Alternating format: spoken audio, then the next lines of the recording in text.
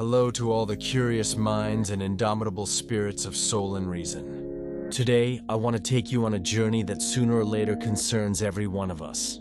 A journey that doesn't unfold along the roads of the world, but through the most hidden corridors of our own mind. We're talking about the necessity, and I might even say the art, of becoming strong on your own. Because here's the truth. Even those who love us, even those who know us deeply and truly care, can't always save us. Sometimes they can't even reach the surface of our inner struggles. Not because of a lack of love or effort, but because there are battles that simply cannot be fought by anyone else. They are silent battles, often invisible even to the people closest to us. And yet, those are the very ones that wear us down the most. Subtle wars made of racing thoughts, emotions we can't name, fears that surprise us just when we thought we'd overcome them. If we don't learn to understand and manage our inner arsenal, we can spend months, even years, slowly wearing ourselves away. Sometimes we don't even realize how much of ourselves we're losing, day after day, as we fight in silence. That's why, for this video, I've chosen to rely on words that are ancient yet always alive. The Meditations of Marcus Aurelius. Not a manual written for publication, but an intimate diary. A dialogue the Roman emperor had only with himself. Think about this man. Ruler of one of the largest empires in history, with a kind of power few can even imagine. And yet his true strength did not lie in legions or armies, but in the ability to look within and speak to himself honestly, to find motivation and calm each day. Those pages were his personal compass. He wrote to encourage himself, to stay grounded, to hold fast to an unshakable commitment to inner growth and ethical excellence. And time has not diminished the power of those words. On the contrary, they have crossed centuries, cultures, and generations to reach us. They have inspired philosophers, artists, and ordinary people seeking balance, anyone who needed a lighthouse in their inner storms.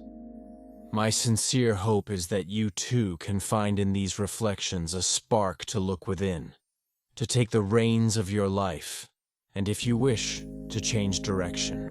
Because yes, we can always change course, at any age and at any moment. Before we dive deeper into this journey, I invite you to take one simple but important step.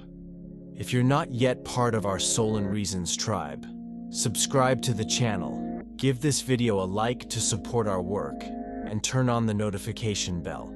It's a small gesture, but it helps us grow and keep bringing you content dedicated to the philosophy and psychology of resilience. And most importantly, it's a reminder that you are not alone on this path. Here, there's a community that reflects, discusses, and grows together. Now, close off whatever distractions you can. Breathe. Let's walk slowly through the words of Marcus Aurelius. His first great insight, the one I want to share with you today, is simple to say but transformative to live. Your mind must be, and can be, stronger than your body and your emotions. Think about what that really means. Within you lies an incredibly powerful instrument, more sophisticated than any technology humans have ever created. Your ability to think, to reason, to discern. This is the spark that sets you apart. The very thing that can guide you when everything feels confusing. If you're honest with yourself, you probably already know what you need to improve your life. The path is often clear. Change a routine, face a fear, start a project you've been putting off. And yet, how often do you fail to act? How often do you let the emotions of the moment, fatigue, anxiety, or simply laziness take control? You have a plan, a motivation, maybe even excitement. But when the alarm rings in the morning, you stay still. Just 5 more minutes, you tell yourself. And those 5 minutes become 30, sometimes an hour. Why does it happen?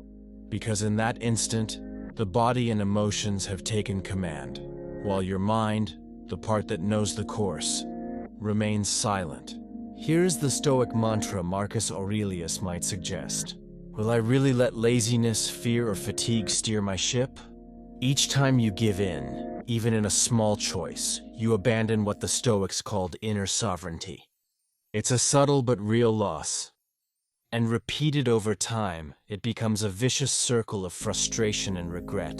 The good news is that you can break this cycle. It doesn't take a heroic act, only the decision to strengthen your will with small daily steps.